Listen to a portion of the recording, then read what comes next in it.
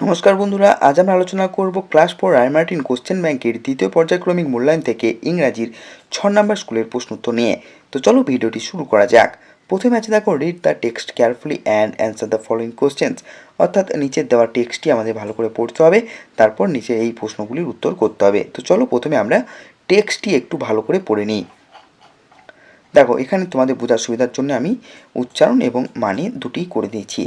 Last summer vacation I visited my uncle's place at Simultala. গত গ্রীষ্মের ছুটিতে আমি শিমুলতলায় আমার কাকার বাড়িতে গিয়েছিলাম। I was bored during the afternoons. বিকেলবেলাগুলিতে আমি খুব একঘেয়েমি বোধ করতাম। Every afternoon my friends played football or cricket. প্রতিদিন বিকেলে আমার বন্ধুরা ফুটবল অথবা ক্রিকেট খেলতো। But I never got a chance to play with them. কিন্তু আমি তাদের সাথে খেলার সুযোগ কখনো পাইনি। I was not an important player to them. আমি তাদের কাছে কোনো গুরুত্বপূর্ণ খেলোয়াড় ছিলাম না। So I felt my self to B as insignificant as an ant. তাই আমি নিজেকে একটি পিঁপড়ার মতোই তুচ্ছ মনে করতাম। One day a miracle happen. একদিন একটা অলৌকিক ঘটনা ঘটল। One afternoon my cousin came to me and said we will go to বুড়ির মাঠ টুডে। একদিন বিকেলে আমার খুড়তুতো ভাই আমার কাছে এসে বলল, আজ আমরা বুড়ির মাঠে যাব। We have a kabaddi match there. সেখানে আমাদের একটি কাবাডি ম্যাচ আছে। Last years winners from Motiganj are our opponent. মতিগঞ্জের গত বছরের বিজয়ীরা আমাদের প্রতিপক্ষ। তো চলো এখন আমরা প্রশ্নগুলির উত্তর করে নিই। প্রথমে আছে দেখো, চুজ দ্য কারেক্ট অল্টারনেটিভস। সঠিক উত্তরটি বেছে নিতে বলেছে। প্রথম প্রশ্ন, the writer went to his. সঠিক উত্তর হবে আঙ্কেলস হাউস, অর্থাৎ লেখক তার কাকার বাড়ি গিয়েছিলেন। নেক্সট প্রশ্ন, during the afternoons the writer was bored. বিকেলবেলা লেখক একঘেয়েমি বোধ করতেন। সি এর উত্তর হবে the writer's friend played football আর ক্রিকেট। লেখকের বন্ধুরা ফুটবল অথবা ক্রিকেট খেলতো। নেক্সট প্রশ্ন, the writer felt that he was an unimportant. অর্থাৎ লেখক অনুভব করতেন যে তিনি খুব গুরুত্বহীন।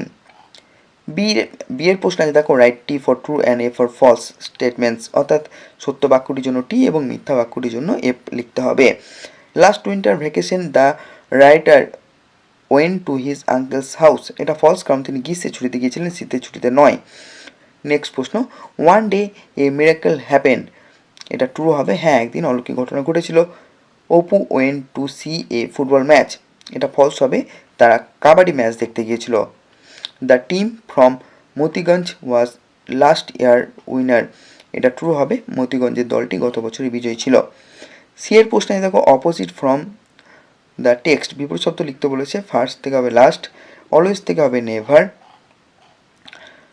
2 নম্বর প্রশ্ন আছে, আন্ডারলাইন দ্য অবজেক্ট। অবজেক্টগুলিকে আমাদের আন্ডারলাইন করতে হবে।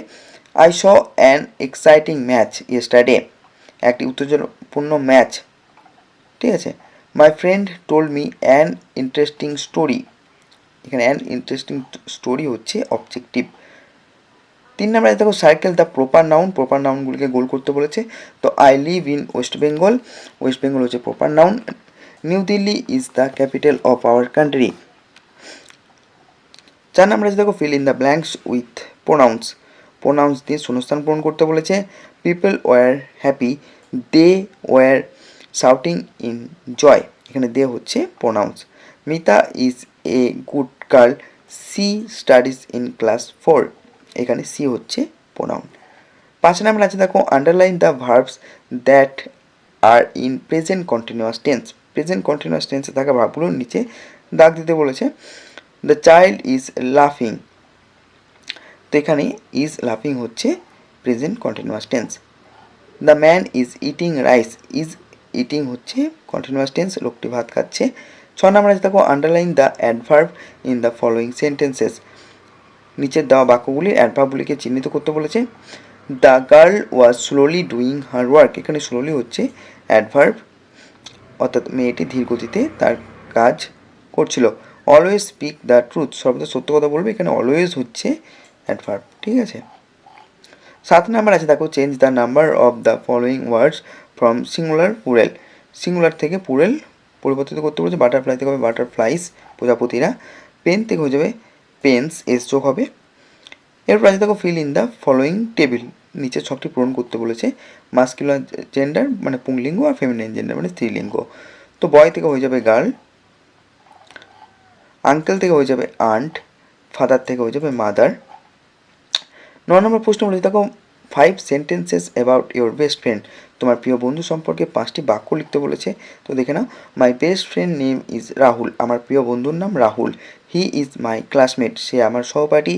হি is very kind and helpful, সে খুব দয়ালু ও সাহায্যকারী। We played together in the afternoon, আমরা বিকেলে একসাথে খেলি। I love my best friend very much, আমি আমার প্রিয় বন্ধুকে খুব ভালোবাসি।